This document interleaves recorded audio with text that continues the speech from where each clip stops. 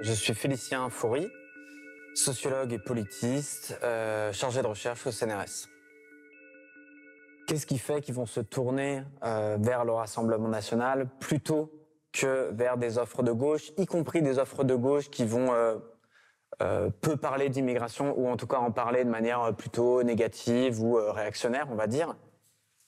Là encore, je pense que c'est aussi pour ça que j'ai fait mon travail. C'est pour insister sur cette dimension essentielle qu'est le racisme.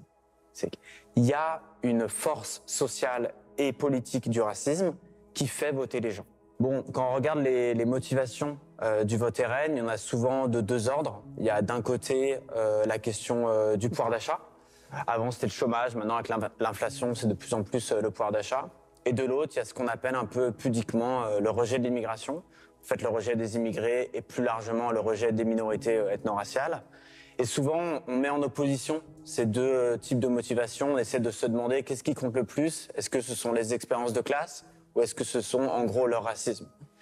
Et moi, quand on fait des entretiens, on se rend compte qu'en fait, ça n'a aucun sens de hiérarchiser ces deux thématiques parce que justement, pour les individus, elles sont liées entre elles.